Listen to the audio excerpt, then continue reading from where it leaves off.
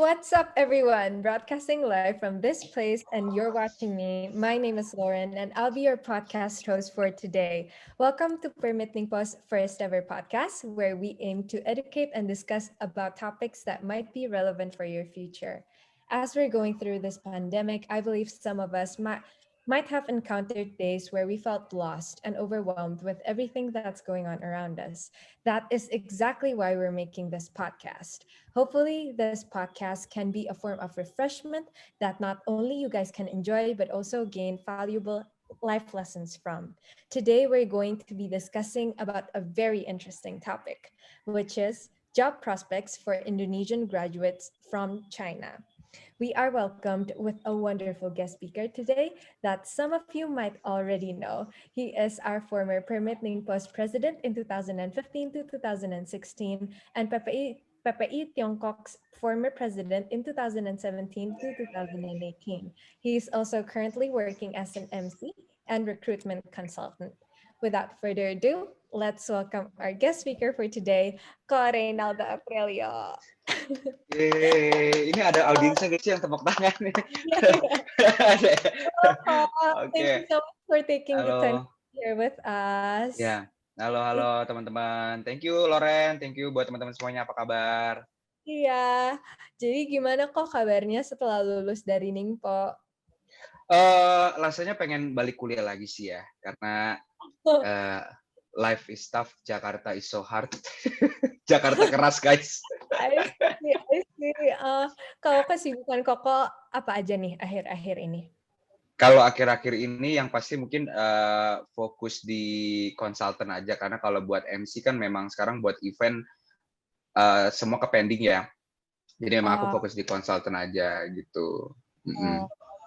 Oke. Nah, kok kita udah gak sabar nih mau dengerin sharing-sharing dari Koko. Jadi Boleh. kita langsung masuk yuk ke topik pembahasan kita hari ini. Oke.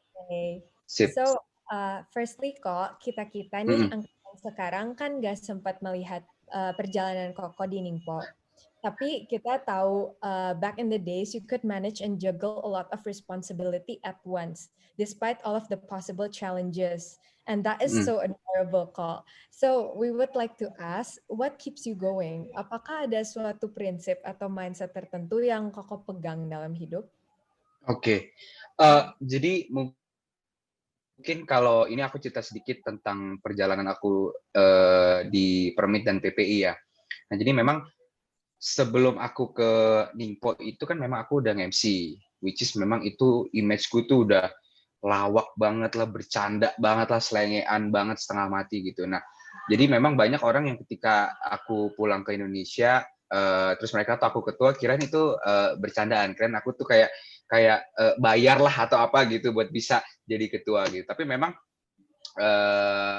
itu menjadi sebuah hal yang aku syukuri banget gitu, karena ketika aku memutuskan buat jadi ketua di Permit, itu aku harus sementara ninggalin kehidupan aku yang selengean itu gitu. Jadi untuk nge-MC, untuk konten yang komedi sketch itu aku harus hentiin dulu, karena kan image-nya agak nggak sejalan gitu kan. Nah, itu waktu memutuskan itu aku juga punya banyak pertimbangan sih, karena memang kalau misalnya di dunia entertainment gitu, di dunia Instagram lah, konten gitu kan, kalau kita hilang sedikit aja orang akan lupa kan gitu. Nah, jadi dulu sempat banyak follower, terus lama nggak post, nah pas ngepost lagi followernya malah berkurang guys.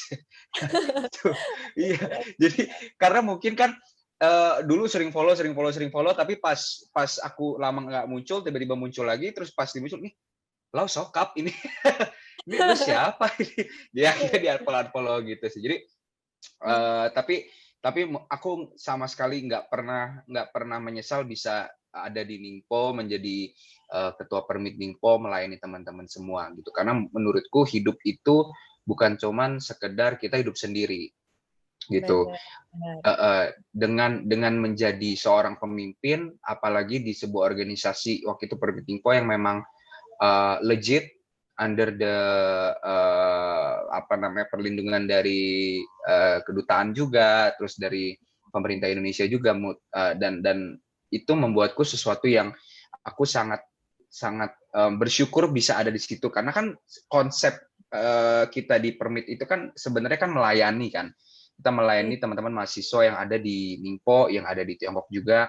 Nah, jadi buat aku prinsipku ya kita hidup ini harus jadi garam dan terang sih. Dalam arti maksudnya garam dan terang tuh ya kita harus memberikan dampak yang positif buat semua orang yang ada di sekitar kita ataupun yang ada di luar circle kita gitu. Karena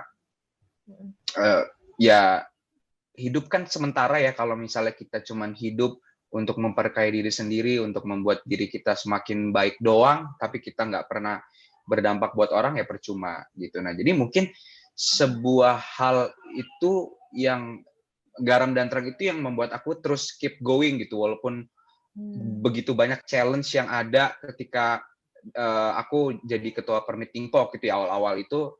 Karena waktu itu kan kalau misalnya teman-teman mungkin pernah dengar juga, waktu itu kondisi permit memang lagi agak turun. Karena jadi waktu itu kalau teman-teman pernah dengar almarhum Andrew Jamil, nah itu kan our first president.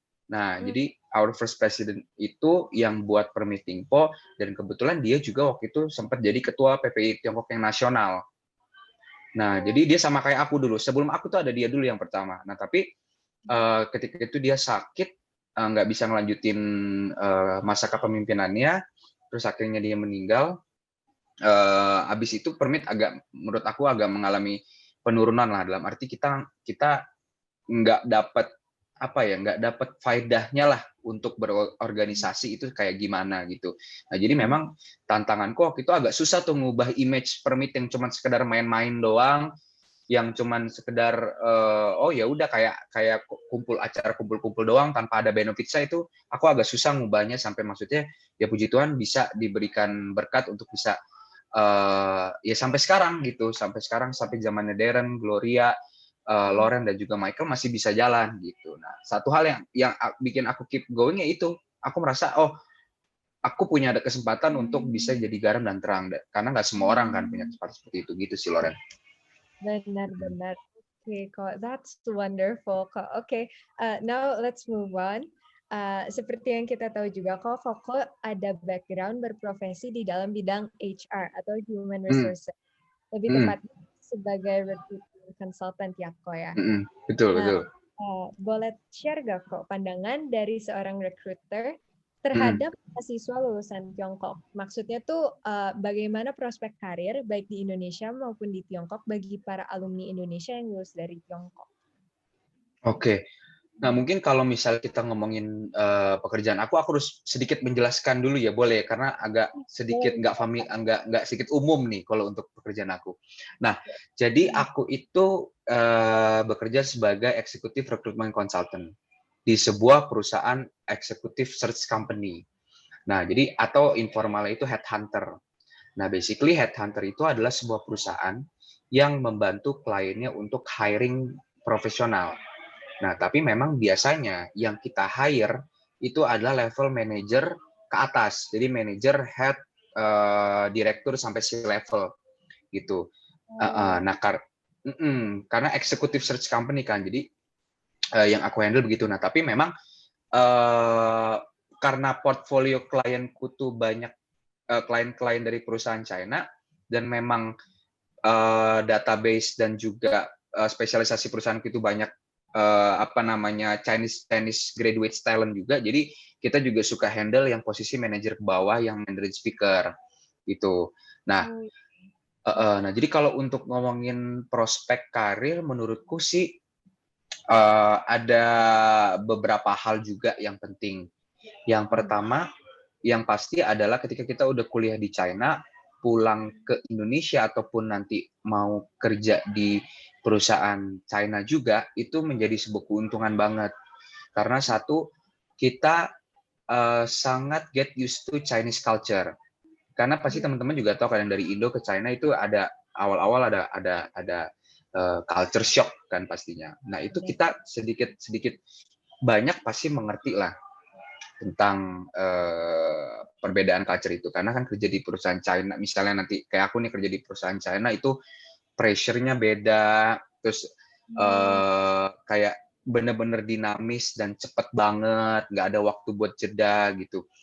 Nah itu menurut aku sebuah hal yang menjadi sebuah keuntungan juga buat kita. Nih kayak contoh deh teman-teman, kalau misalnya kita kuliah di China pasti orang Indo tuh kan kalau misalnya pulang kelas ya pulang gitu. Atau Iya. misalnya ada masa apa sih namanya tuh jeda sebelum ujian tuh apa Loren? Sebelum Eh, exam tuh ada apa ya? Kayak silent week gitu ya. iya kayak silent week gitu kan, ya Oh, udah kita kan pulang enjoy life gitu kan. Nah, oh, oh, tapi kalau teman-teman lihat di library itu kan kayak rame kan. iya Rame ram. orang-orang Cungkuo tuh pada pada ngumpul di situ. Jadi itu bisa kelihatan juga dari situ memang work ethic-nya dan juga ambisinya tuh luar biasa lah mereka gitu. Nah, harapannya sih gini loh teman-teman, semoga teman-teman yang kuliah di China juga bisa ngambil eh, pelajaran itu dan bisa bisa membaur juga lah dalam budaya itu karena itu budaya yang bagus ya walaupun emang ya siapa sih maksudnya mau exam ya tenang sehari 2 hari 3 hari 4 hari 5 hari 6 hari 7 hari gitu kan. Iya, Wah, lama ya. Seminggu jedanya. benar. Iya kan maksudnya ya harusnya boleh gitu cuman memang mentalitinya mereka tuh mindset mereka tuh sangat baik untuk bisa kita tiru juga. Nah jadi kalau untuk advice-ku yang pertama pasti buat teman-teman coba untuk bisa benar-benar mengerti budaya orang-orang China itu seperti apa. Nah, makanya banyak berbaur dengan teman-teman China juga. Jadi jangan cuma main sama orang Indo atau cuma Benar. sama international student doang gitu kan.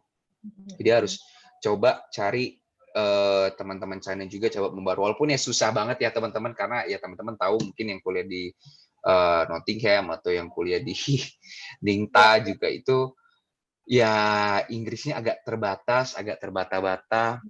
Nah, benar. itu memang agak nggak nyaman, tapi ya memang harus kita paksa gitu. Nah, selain itu, yang kedua yang penting menurut aku adalah Mandarin sih.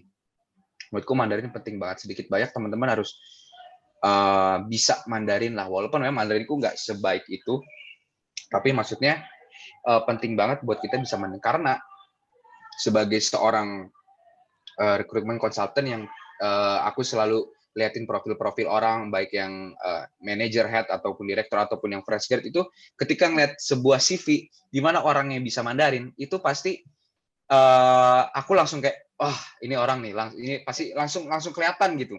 Begitu juga nggak cuma buat konsultan ya di mata HR perusahaan even yang perusahaan-perusahaan Indo ataupun yang MNC company juga mereka akan melihat kalau kamu bisa Mandarin itu sebuah kelebihan banget gitu. Iya, Karena iya. nih pengalaman aku pribadi misalnya klienku itu dia requirement-nya nggak harus bisa Mandarin misalnya even. Tapi karena balik lagi konteksnya di sini kalau misalnya teman-teman mau berkarir di perusahaan China ya atau perusahaan Indo yang memang punya hubungan bisnis yang baik dengan China gitu. Nah, itu even requirement-nya nggak ada bahasa Mandarin, tapi kalau kamu bisa Mandarin, itu kamu pasti akan langsung dilirik. Jadi di antara ratusan ribuan application itu pasti ya kamu akan terlihat juga dan kesempatan kamu buat bargaining salary, bargaining benefits itu lebih besar karena kamu punya added value kan di situ. Iya, iya, Itu benar. ya. Yang mungkin orang lain juga nggak banyak yang punya. Nah, tapi memang gini, bisa Mandarin doang nggak cukup yang pasti. Nah, yang Benar. kenapa aku bilang gitu karena sekarang makin banyak orang kuliah di China yang bisa Mandarin. Kita di China kan banyak banget ya orang Indonya. Di Ningpo sekarang ada berapa sih, Lori? Tahu, Darren? Uh, Gak tau, 200, maybe around 250. 200, ya, Ah, 250 ya kok. nah, ya Ya, kan banyak banyak banget kan. Even yang di China nggak tahu sekarang. Kalau dulu kan ada sekitar 14.000 gitu. iya, Nah, iya. dan yang di Indo pun kan banyak orang-orang yang kuliah Chinese literature, ya kan? Iya, Atau misalnya betul. kayak orang-orang yang dari Batam, orang-orang keturunan misalnya Hokkien atau Ke, itu kan mereka sedikit banyak juga bisa Mandarin. Jadi Iya. bisa Mandarin doang nggak cukup. Yang penting juga adalah apa yang kamu lakukan di luar kegiatan ya akademis kamu, di luar kegiatan belajar kamu gitu. Nah, Hmm, salah satu yang kegiatan positif yang bisa diikuti adalah yang pasti ikut permitting, Po. yang pasti. Ikut Yang semua pasti. kegiatan dan aktivitasnya Permit, ya kan? Iya, Itu iya. itu added value apa banget lah, sebuah advantage banget gitu. Dan Hmm. apa namanya, mungkin bisa ikut organisasi-organisasi yang lain juga mungkin yang ada di kampus, terus ikut seminar, webinar atau apapun gitu. Nah, tapi memang ya Mandarin doang nggak cukup, harus dilengkapi juga dengan eh, hal-hal lain lah kayak kegiatan ekstrakurikuler, terus apa namanya mungkin ya pokoknya yang lain-lain dah kira-kira begitu. Iya, iya. Gitu. Benar, benar kok. Oke, Mm. oke. Now we move on again kok. There's one last question. Kebanyakan dari kita tuh masih kuliah, masih belum begitu tahu passion atau field of study yang Hmm, maybe fully pursue in the future. Dan kami oke, tuh belum terlalu yakin dengan career choices kami di masa depan. Jika oke. ada one life advice yang Koko bisa bagikan bagi para audiens, khususnya untuk mahasiswa Indonesia yang ada di Ningpo atau Tiongkok, what would that one advice be, Kok? Oke, nah ini agak sulit pertanyaannya karena Iya. even aku pada awal-awal sebelum ke Tiongkok juga aku juga masih agak bingung juga sih sebenarnya sama apa yang mau aku lakukan gitu. Mhm. Nah cuman memang kalau kita ngomongin soal passion itu agak tricky karena kadang passion kita nggak sejalan sama apa yang kita butuhkan sekarang juga gitu. Kayak contoh misalnya passion aku di entertainment, di MC sebenarnya. Nah tapi Mhm. aku tahu nggak bisa fully aku hidup dari situ doang kan. Aku Ah, juga harus punya sebuah karir profesional juga gitu. Nah mhm. mungkin saranku buat teman-teman adalah jangan takut untuk mencoba hal-hal baru sih gitu. Kayak Iya sih. harus banget buat bisa keluar dari comfort zone. Mhm. Jangan mager lah itu ya gitu. Mungkin banyak ya teman-teman yang mager, yang males ikut organisasi, males ikut kegiatan di luar yang sudah kewajiban gitu. Nah Iya, iya. karena iya kan, nah dengan mencoba hal-hal kayak gitulah kita bisa lama-lama tahu, oh gue tuh demennya lebih ke sini ya, gue demennya lebih ke situ ya gitu. Mhm. Kayak misalnya dulu aku juga maksudnya uh, awal-awal juga kayak aduh ikut organisasi kan takes time banget gitu. Benar. Iya, Kayak iya. gimana bagi waktunya, aduh pengen menikmati masa-masa kuliah juga gitu karena cuman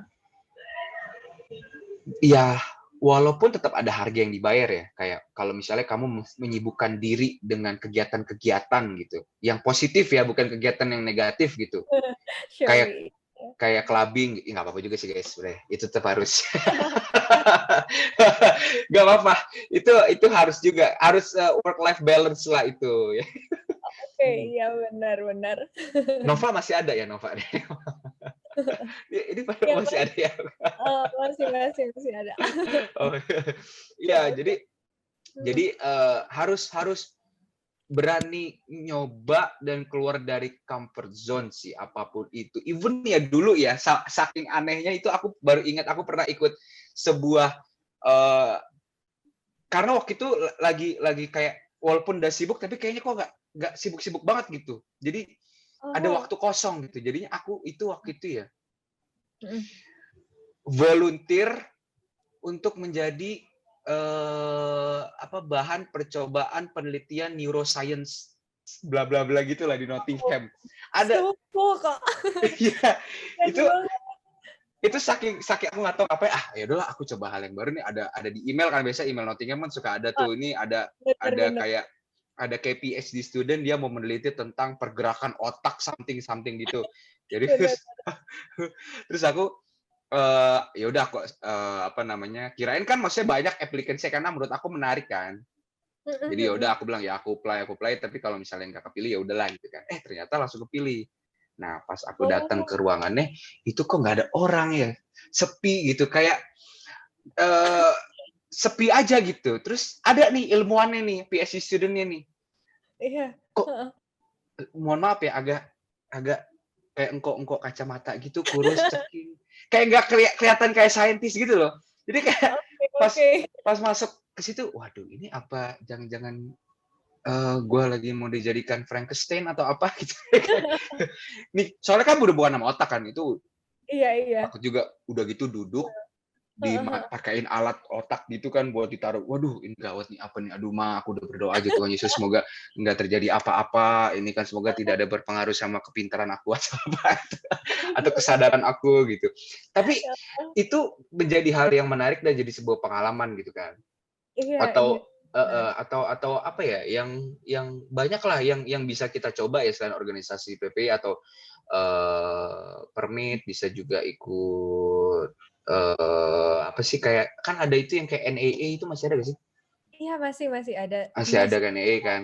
Nah sampai itu juga bagus tuh project-project kayak gitu. Nah pokoknya intinya harus keluar dari comfort zone dan ya terus mencoba sih sampai akhirnya kamu tahu apa yang kamu karena even ya jujur ya sampai mhm, sekarang kita lulus sudah kuliah aku umur 24, 25, 26 pun itu masih terus mencari yang terbaik gitu loh. Walaupun ya udah ada arahnya kemana tapi itu akan trial and error terus gitu. Nah, mhm. ya gitu sih. Jadi mungkin yang buat teman-teman yang kuliah, di China yang pasti, eee, belajar itu penting banget, tetap harus bertanggung jawab ya, bukan arti kita nggak, eee, ekstrakurikuler doang atau kegiatan di luar doang gitu ya. Iya, iya, benar, benar. Tetap harus responsibel gitu. Walaupun memang sebenarnya sih, aku inget kata seorang, dulu teman aku juga ketua Nancing, namanya Safri, dia sempat bilang, "Pak, kita ini di PPI ini Pak harus dedikasi full," dia bilang, "harus 100%." Jadi prinsip gue dia bilang kayak gini, "Jangan sampai akademismu mengganggu organisasimu." Pak, bukannya kebalik, jangan sampai kegiatan organisasimu mengganggu akademismu. Enggak Pak, gue nggak apa-apa nggak lulus, yang penting PP gue jalan Pak. Bener dia telat setahun habis itu. Oke, oke. Iya gitu Iya, sih. iya. Jadi ya, oh sama bergaul juga mungkin penting banget sih untuk making connection ya. Making Yes, yes. connection itu penting banget karena, Mhm, kadang manusia ada kecenderungan cuman mau main sama orang yang dianggap cocok atau benar. keren atau kayak ya Mhm, cool kids gitu kan. Nah, iya. walaupun aku sendiri cool kids ya, cuman aku selalu berusaha untuk bercanda bercanda bercanda. Eee, cuman aku selalu berusaha untuk aku mau temenan sama siapapun gitu. Even yang mungkin kelihatannya sekarang dia kayak nggak berguna gitu ya dalam arti kayak cuman main-main doang hidupnya atau apapun gitu. Mhm, mhm. Tapi kita nggak ada yang tahu orang itu nanti akan jadi apa, karena tiap orang tuh punya timeline-nya masing-masing. Kita nggak bisa Benar. maksa semua orang ikut timeline kita gitu ya. Ya, agree, Nah, agree, agree banget. Mhm. nah itu menurut aku penting banget buat kita berteman sama siapa aja. Kita baik sama siapa aja. Iya. Kalau kita Mhm, menabur kebaikan, kita akan menuai kebaikan juga gitu. benar. Tapi bukan Mhm. artinya kita harus menyenangkan semua orang ya, karena nggak bisa kita menyenangkan semua Iya, orang iya. gitu. Betul. Nah itu yang ya menurut aku ya penting juga gitu untuk making connection. Karena jujur ya, jujur selama hidup aku sampai sekarang aku selalu dapat kerjaan aku yang sekarang itu Mhm. aku selalu dapat kayak jump start gitu Iya. karena itu semua recommendation dari Oh, I see. dari my connection gitu. Nah, jadi Mmm, ya even mhm. maksudnya setelah kita direkomendasikan, kita tetap harus bersaing dengan yang lain. Tapi karena Ben ada rekomendasi itu, kita punya advantage kan, punya competitive advantage. Nah, mhm. itu. Nah, tapi ingat juga gini teman-teman, walaupun kita punya prinsip kita mau berteman dengan siapa aja, ya kan. Bukan artinya semua orang mau berteman sama kita, bukan. Nah, iya kan. Iya, Nah, iya, itulah benar. makanya pentingnya buat kita itu bisa pentingnya kita buat bisa sorry ada gangguan sebenarnya. Oke kok. Penting penting oh, biasa lagi ini. Oke. Ya, kenapa sorry. It's Nah, okay. penting banget buat kita untuk nambah value diri sendiri. Oh, Itu benar. penting banget. Karena Mmm, kalau kita terus nambah value diri kita, dalam arti kita nambah pengalaman kita untuk ikut kegiatan-kegiatan yang positif, terus kita ngobrol sama orang-orang yang memang punya pemikiran yang baik dan nambah ilmu, kita baca buku, kita nyari knowledge, nambah knowledge itu yang akan membuat orang akan attracted ke kita kan. Benar. Gitu. Ya, iya. Itu. Nah, makanya penting banget sih itu. Ya mungkin itu sih. Nih kita ngomongin apa sih guys? Kayaknya tadi aku nggak jawab pertanyaan nggak sih? Jawab ya. Menjawab banget. Oke. Advice banyak banget yang I believe will be incredibly useful for all of us. Okay, so that brings us to the end of our podcast today. That has been such an interesting conversation, hasn't it? Udah nggak bisa lebih lama lagi. Aku boleh kok. Nggak bisa ya? Oke. Bercanda. Okay. Yeah, well, on behalf of Permit Info, I would like to thank you, our guest speaker. Thank you so much, Corey, for taking the time to be here with us despite your busy schedule. It has been such an incredible pleasure to have you here today to share some things with us. So hopefully, you want to say something dulu? Iya, boleh. Ya, aku juga sebenarnya thank you banget buat teman-teman Permit yang masih mau ajak aku yang sudah menjadi mantan ketua ini. Nah, itu istilahnya Darren kalau misalnya di kita setelah jadi ketua itu istilahnya mantan tuh. Jadi kamu calon mantan lah. Jadi kalau thank you banget buat teman-teman yang udah invite, semoga bisa memberikan insight yang membantu buat teman-teman dan maju terus buat Permit Ningpo pastinya. Terus ingat tujuan utama Permit Ningpo itu adalah kita serving all Indonesian people yang ada di Ningpo. Kita berusaha untuk supaya bisa menjadi wadah buat teman-teman mengembangkan minat dan bakat. Jangan lupa itu, jangan menjadikan Permit Ningpo itu sebuah organisasi eksklusif. Kita harus bisa membaur sama teman-teman, harus bisa mengakomodir kebutuhan teman-teman, karena ya kalau misalnya Permit Ningpo adalah organisasi yang eksklusif buat cuman sebagian orang doang, ya itu menurut aku nggak menjalankan tujuan dan juga ya artinya lah, purpose kita ada gitu, ada purpose kita dibikin gitu kan. Terus ya paling mungkin itu dulu buat teman-teman semua. Kalau misalnya ya itu dulu mungkin. Thank you. Yeah. Thank you, Ko. Okay, so hopefully all of you have gained some valuable insights from this podcast. We're also currently working on several other projects that will be uploaded this month. For that, make sure you stay tuned on all of our digital platforms. Jangan lupa buat like, comment, dan subscribe.